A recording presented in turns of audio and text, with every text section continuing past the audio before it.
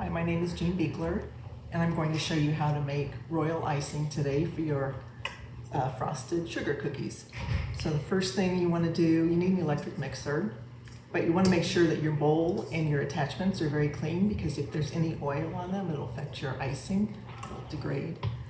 So the first thing in the recipe is 1/3 cup of meringue powder, and I measured that ahead of time, and I'll just put that in the bottom of the bowl.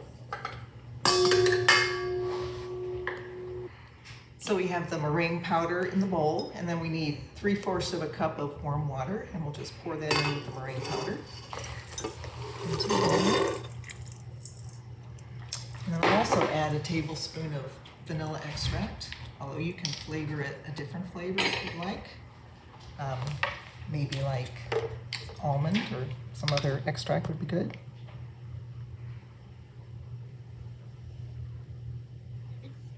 Okay. Now we're going to use our whisk attachment for this part, and we'll just whisk it for about 30 seconds.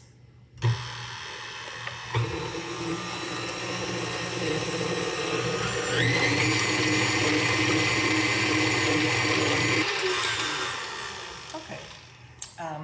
So it ends up getting kind of frothy, and that's what you want. So the next step is to add 2 pounds of powdered sugar. You want to start slowly though to add that so it doesn't fly all over your kitchen. Slow speed of your mixer. So here we go.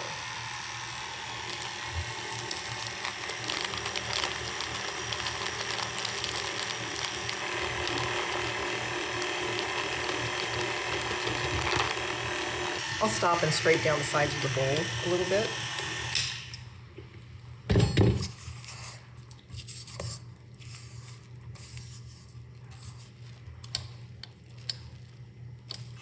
And once it's mostly incorporated, we'll want to just go ahead and turn it on medium speed for at least 5 minutes, and then we'll check it and see if it's thick enough.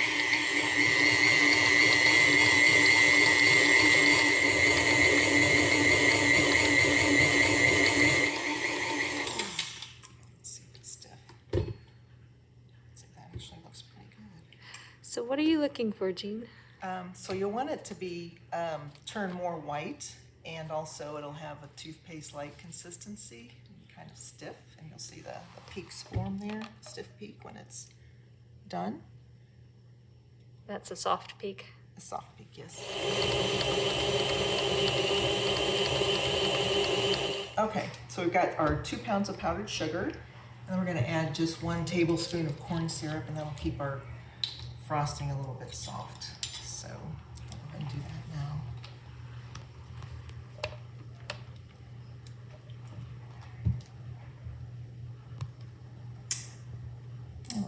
Mixer back on and get that mixed in.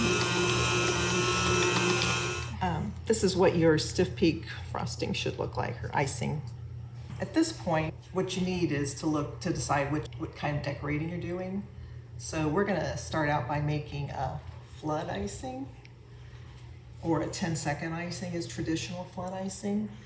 So we're going to take some of this, and we're going to put it in a separate small bowl, just whatever amount you might need. And at this point, you could color it, put your color in and mix it. But we're going to just stick with white, and I'm going to take it just a teaspoon. You just want a small amount of water, because you don't want to go over. So just use a little bit of water, mix it in. And also you don't want to mix too vigorously, because you'll get more air bubbles in your icing. But you will want to thin it a little bit for the 10-second frosting, 10-second icing. So really just a few drops at a time is best.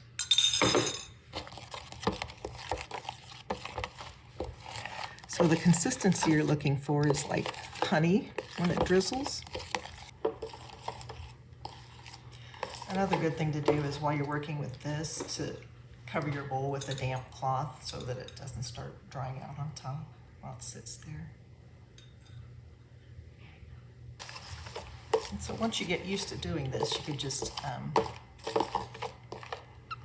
of lift it up and drizzle it back down on the same icing, and check and see how long it takes to blend back in at the top surface.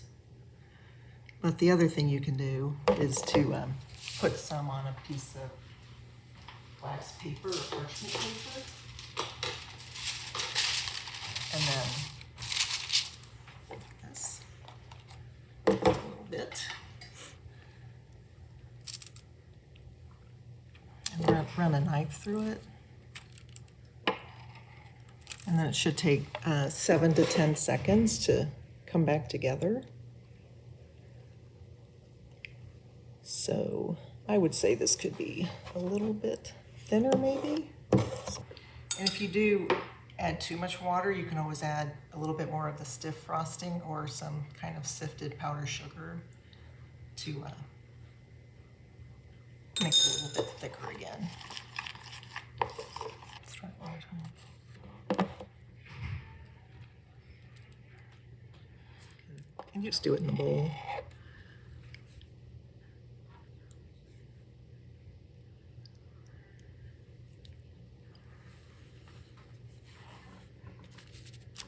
Okay, I'd say that's pretty close. We have our traditional 10-second flood icing we're going to use, and the consistency is important, like we showed, because we will want to flood our cookies, and that means to outline it and fill it in with our 10-second icing, and the flood icing is runnier.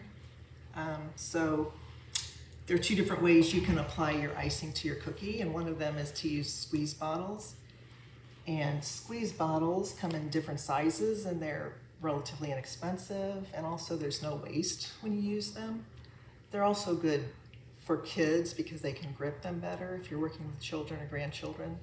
Also, the drawback to these is you can only really use these for flood icing. You don't have as much control over everything. The other way to apply the frosting to your cookies is to use bags.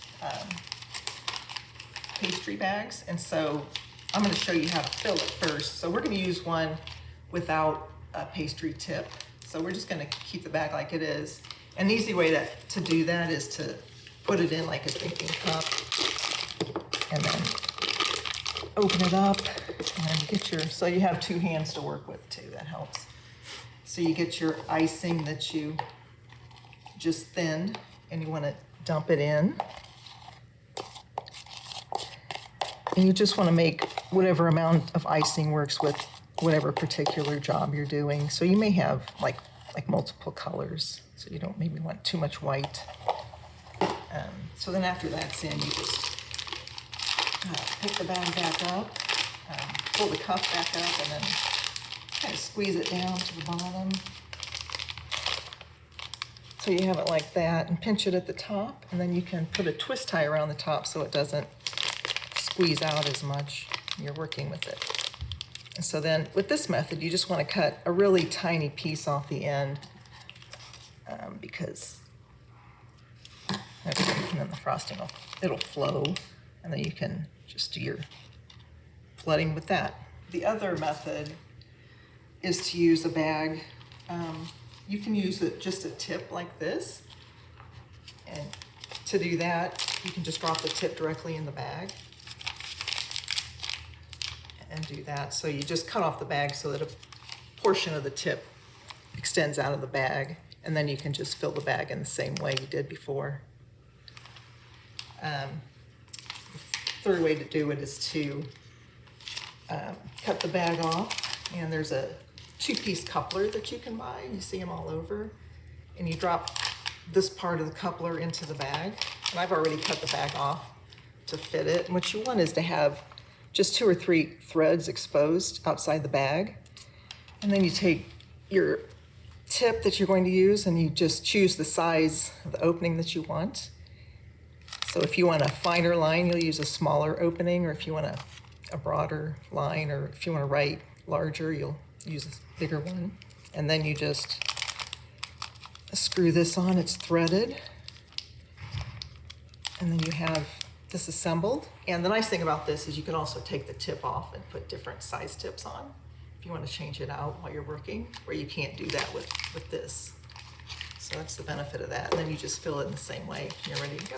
So if you decide to use the plastic bottles, some of the larger ones have a big opening, so you can just fill it with spouted bowl or the edge of a squared off bowl.